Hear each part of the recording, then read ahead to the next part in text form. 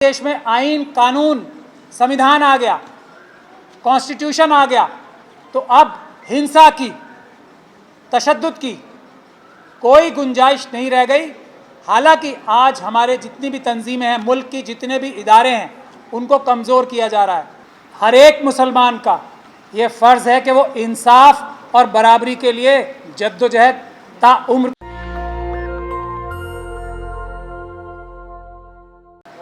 मोहम्मद रसूलुल्लाह सल्लल्लाहु अलैहि वसल्लम ने तालीम के लिए, इल्म हासिल करने के लिए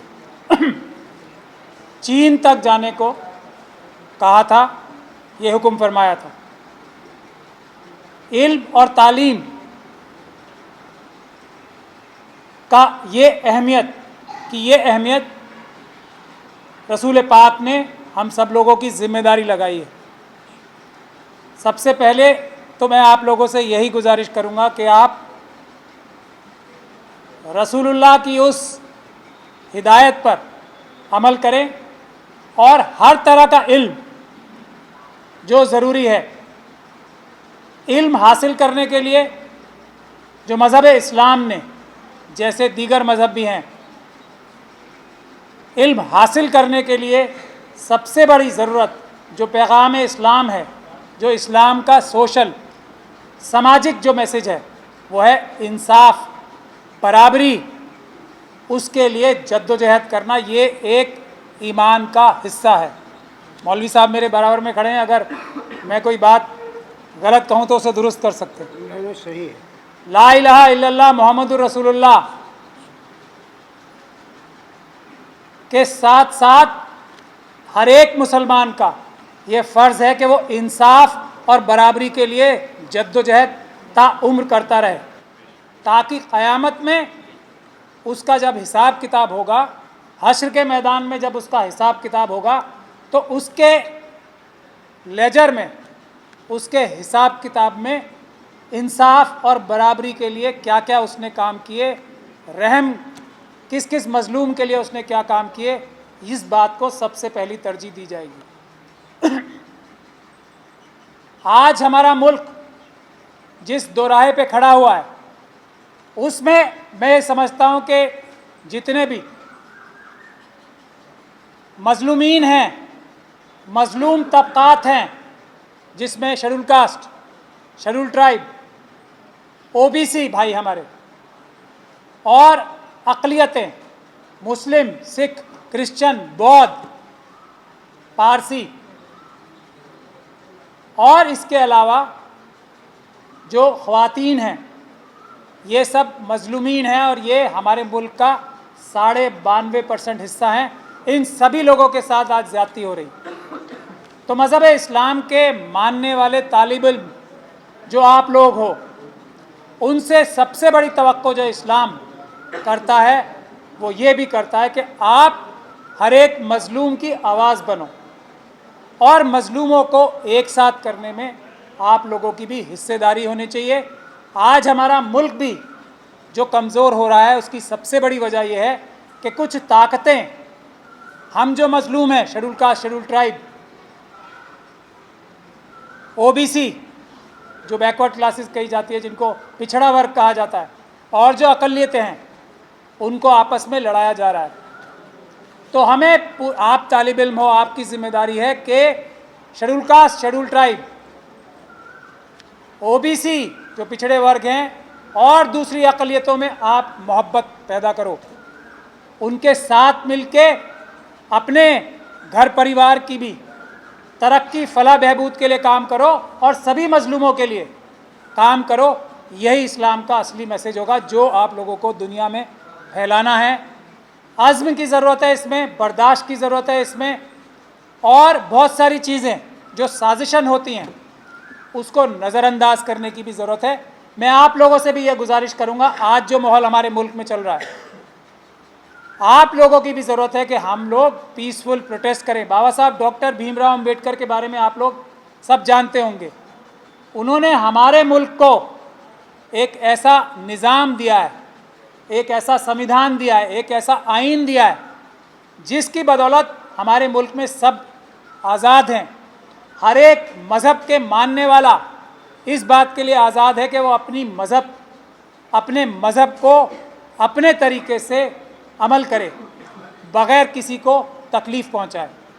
एक बात मैं तालिब इल्म से ये ज़रूर करना चाहता हूँ जो बहुत ही ज़रूरी है, इश्तियाल, हिंसा, तशद्दुद हमारे मुल्क में बहुत सारे लोग कहते हैं कि आज़ादी से पहले भी तो तशद्दुद किया था हमारे स्वतंत्रता सेनानियों ने, आज़ादी की लड़ाई लड़ने वालों ने, वो एक अलग दौर था। आज के दौर में जब बाबा साहब डॉक्टर भीमराव अंबेडकर ने मुल्क को एक जमहूरियत बनवाया, हमारे देश में आइन, कानून, संविधान आ गया, कॉन्स्टिट्यूशन आ गया, तो अब हिंसा की, तशद्दुद की कोई गुंजाइश नहीं रह गई। हालांकि आज हमारे जितनी भी तंजीमें हैं, मुल्क की जितने भी इदारे हैं, उनको कमज़ोर किया जा रहा है, लेकिन बावजूद उसके हमारे आइन में, हमारे कानून में, हमारे संविधान में इतनी ताकत है कि हम हर एक को इंसाफ दिला सकें बग़ैर तशद्दुद किए, सिर्फ़ और सिर्फ कानूनी तरीके से, आइनी तरीके से। चाहे कुछ भी हो जाए, हमें हिंसा से बचना है।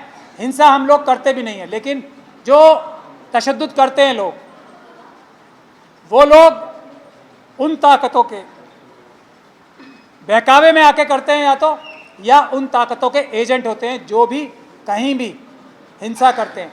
आपने देखा कि इस मेवात के ऊपर इतना बड़ा हमला हुआ एक तरह से, किस लिए? मेवात को बदनाम करने के लिए, क्योंकि मेवात वो जगह है, यहाँ के लोग वो बहादुर मुल्क के बाशिंदे हैं जो पूरे मुल्क की हिफाजत करने के लिए सबसे आगे खड़े होंगे। तो मेवात को बदनाम करने की मुल्क दुश्मन जो ताकतें हैं, उन्होंने ही आज जो दो नौजवान आपके सामने खड़े हैं, ये उसी साजिश का एक हिस्सा थे कि इनका अपना कोई गुनाह नहीं था, कोई कसूर नहीं था, अदालत ने ये कह भी दिया, लेकिन साजिश ये थी कि पूरे मेवात को बदनाम किया जा सके। तो आप तालिब इल्मों से मेरी ये भी गुजारिश है कि अपनी जो आपका माजी है और जो आपका आज है, आप लोग बहुत अहम शहरी हो हमारे मुल्क के, हमारे मुल्क की हिफाजत करने के लिए, हमारे मुल्क को तरक्की के रास्ते पे डालने के लिए, हमारे मुल्क को एक जहद रखने के लिए, इकट्ठा रखने के लिए और इसको ताकतवर बनाने के लिए मेवात के लोगों की बहुत बड़ी जिम्मेदारी। शाहिद और राशिद दो नौजवान जो हैं, वो आप ये समझ के चलो कि वो भी हमारे मुल्क के आज़ादी के सिपाही हैं, इसीलिए उन्हें जेल डाला गया क्योंकि वो मेवात के ऊपर हमले के वक्त उनको जो दुश्मन थे हमारे देश के और मेवात के, उन्होंने अपना दुश्मन माना और उनके ऊपर हमला किया और उन्हें जेल भेजने का काम किया। उनका कोई गुनाह नहीं था, ये अदालत ने अब साबित कर दिया। अदालत तो मैं आप लोगों से यही गुजारिश करूंगा कि अपने मुल्क को बचाने के लिए आप लोग अपना टाइम सर्व करो। SC ST OBC और माइनॉरिटीज़ जितनी भी हैं, अक़लियत हैं, उसमें आपस में एक जहती कायम करो। एक एक दोस्त आपका सब कम से कम ऐसा ज़रूर होना चाहिए जो आपका सबसे अच्छा दोस्त हो। Schedule caste, schedule tribe community की जो कम्युनिटी है उसमें से, OBC कम्युनिटी में से, या दूसरी अक़लियतें जो हैं, आप सब लोगों की जिम्मेदारी है कि अपना सबसे बेहतरीन दोस्त आप लोग बनाओ। तो किसी शेड्यूल कास्ट, शेड्यूल ट्राइब या सिख, क्रिश्चियन, बौद्ध या OBC में से बनाओ। इन्हीं लफ्ज़ों के साथ मैं आप लोगों से इजाज़त लेता हूँ। आप लोग हिम्मत से आगे बढ़ो, आपको रोकने वाला कोई नहीं है। कल मुल्क का जो मुस्तकबिल है वो आप लोगों के हवाले है, आप लोगों की जिम्मेदारी है। तो आप उस हिम्मत से आगे बढ़ो, अपनी जिम्मेदारी समझो, अपने मुल्क को मजबूत करने के लिए, अपने आप को, अपने मेवात को, अपने घर परिवार को मजबूत करने के लिए। बहुत बहुत शुक्रिया। अल्लाह हाफिज़। जय भीम। नेशनल दस्तक की आपसे गुजारिश है कि अगर इसको बचाना चाहते हैं तो नेशनल दस्तक को सब्सक्राइब करने के लिए रेड कलर के सब्सक्राइब बटन को दबाएं, फिर बेल आइकन की घंटी दबाएं। नेशनल दस्तक को बचाने के लिए बहुत ज़रूरी है कि हर खबर को शेयर करें, लाइक करें, कमेंट जरूर करें।